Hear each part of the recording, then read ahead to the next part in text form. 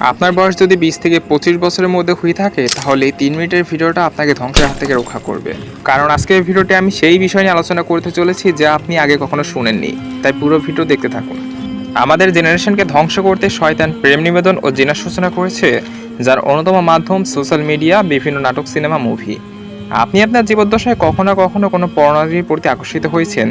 আপনার মনে হয়েছে প্রেম না করলে আসলে জীবনটাই বৃথা। অবশেষে আপনি ট্র্যাপে পা দিয়েই ফেলেছেন।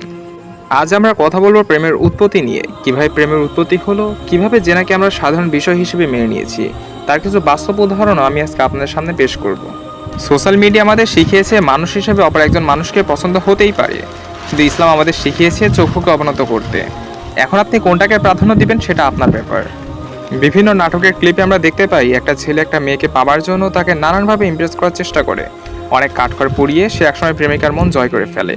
ঠিক এই অংশটুকু আমাদের মাথায় গেঁথে যায় যে আমরাও যদি ভেবে স্যাঁচড়ার মতো পিছনে পড়ে থাকি তাহলে আমাদের প্রেমটাও টিকে যাবে। তাছাড়া আপনি কখনো ভেবে দেখেছেন কেন নাটক সিনেমায় শুধু প্রেমে পড়া থেকে শুরু করে বিয়ে অবধি দেখায়, কেন বিয়ের পরের অংশ দেখায় না? তার কারণ কি জানেন? কারণ তখন বাস্তবতা ভিন্ন হয়। আবেগ দিয়ে সংসার চলে না, তাই অভাবের সংসারে ভালোবাসা জানলা দিয়ে পালায়। তাই তখন প্রেম মূল্যহীন হয়ে পড়ে।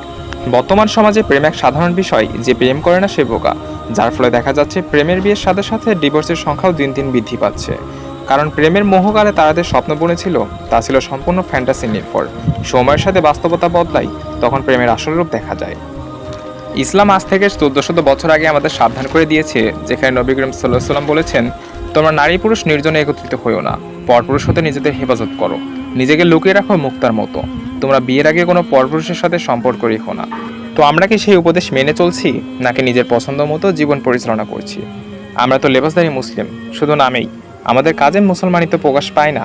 আমাদের পূর্বে যারা দুনিয়া এসেছিলেন তারা ইসলাম কায়েমের জন্য লড়াই করেছেন। তারা ছিলেন এক একজন বীর যোদ্ধা। আর আমি আর আপনি এদিকে তলার ধরতেই জানি না। দিন দিন পশ্চিমাদের আমরা গোলাম হচ্ছি। তারা আমাদের ব্রেনকে কিভাবে দুনিয়ার কাজে ব্যস্ত করে দিচ্ছে আমরা নিজেরাও জানি না। তাই জেগে উঠুন। আপনার জন্ম হয়েছে আল্লাহর ইবাদত করার জন্য, দিনকে প্রতিষ্ঠা করার জন্য।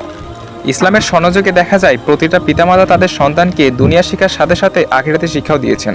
এমনকি তাদেরকে দুনিয়াতে টিকে থাকার জন্য, এমনকি শত্রুর সাথে মোকাবেলা করার জন্য, ইসলাম কায়েম করার জন্য তাদেরকে অস্ত্র শিক্ষা পর্যন্ত দিয়েছেন। কিন্তু এদিকে আমাদের সন্তানেরা টিকটক, ফেসবুক নাচানাচি নিয়ে ব্যস্ত। তারা কিভাবে কন্টেন্ট ক্রিয়েটর হবে, কিভাবে ইউটিউবার হবে, তারা এই চিন্তায় ব্যস্ত। এই উম্মাহ কিভাবে ইসলাম কায়েম করবে? এখন সমাধান কি? সমাধান একটাই, কোরআন সুন্নাহ মেনে চলুন। আগে নিজেকে শুধরান, দুনিয়া এমনিতেই শুধরে যাবে। আপনার জীবন বারাকায় পূর্ণ হয়ে যাবে। দুনিয়ার চাকচিকে মত্ত হবেন না। দুনিয়া সাময়িক, অন্যদিকে আখিরাত অস্থায়ী। জেগে উঠুন, খিলাফত কায়েম করতে হবে। ইহদিনাস সিরাতাল মুস্তাকিম।